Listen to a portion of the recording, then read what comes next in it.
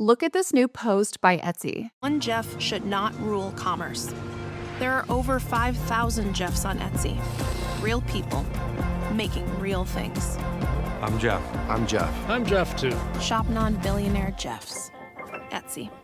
Now, this is the second post that I've seen Etsy make recently that is kind of dropping bombs on Amazon and Temu and Shein and some of the bigger e-commerce players. And it seems like they're making a pretty clear statement about the direction they're going. Like, check out this other post from a couple days ago. Check out my $2,000 haul. 24 hours.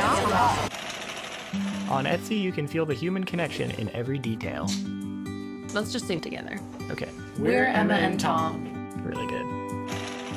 And this is our small business. We hope that when people look at our work, that they can tell it's made by hand. The best thing about this job is that we get to be there for people during special moments in their lives. Buy from regular people, not billionaires. Okay, so what does this mean for Etsy sellers? I think a couple things. Number one, this is definitely showcasing a handmade spin. All of those examples of the Jeffs were handmade shops. This last one was really focused on handmade, saying we want people to see and feel like the product was handmade. Etsy knows that a huge number of their sellers and shoppers are buying in the digital and the print-on-demand categories, which are categories geared more towards mass production and scaling and high volume. As a business owner and content creator, part of me thinks that these are just different content pillars that we're seeing. One of them is maybe like anti-big e-commerce and going more handmade. But then, right, that would alienate a huge number of their sellers who don't do handmade. Part of me honestly thinks they're just rotating through content pillars when they're making this type of content, because there's no way they're trying to create a mass exodus of print-on-demand sellers. And I do think the anti-Amazon, anti-big retailer thing is something that's probably gotten them traction in their content. And so they're doing more of what was working, which is some of the anti-big retailer content. Do I think that this is maybe an angle they're taking? Looking at some of their policies that they're putting out, it definitely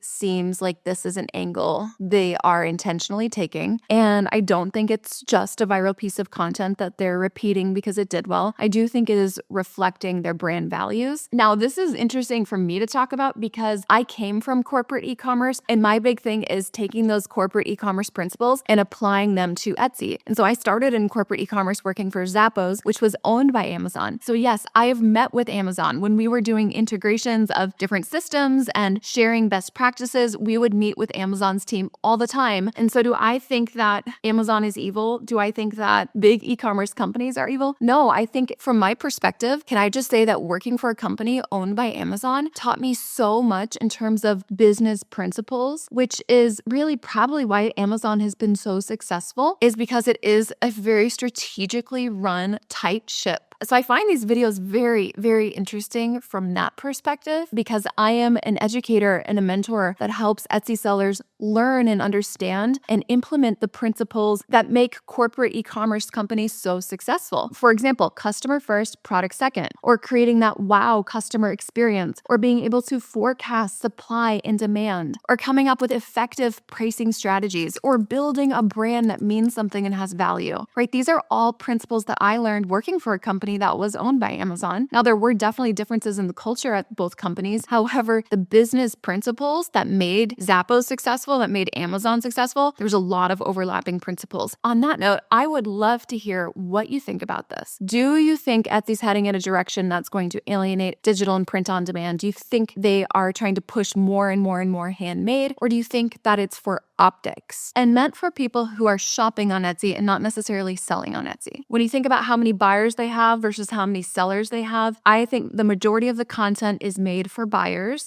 and not sellers. And so to me, it seems the perception that they want to really amplify with buyers is the handmade pillar of the Etsy product mix. That's my take on this. That's my hot take. I would love to hear, do you think this is political? Do you think they're trying to alienate digital and POD? Do you think they're trying to move away from that? Do you think they're going to crack down more on those categories and really try to support, the flourishing of handmade? So curious what you think. Leave a comment. And I'm so curious about our audience here. Are you anti-big e-commerce? Do you shop on Amazon? Amazon? Do you avoid Amazon? So curious. Leave a comment. And yeah, this was a fun video. I can't wait to read your comments and to continue this conversation in the chat. And make sure to subscribe if you like these types of hot takes of news and new things happening with e-commerce, with Etsy, because I'm happy to do more of this.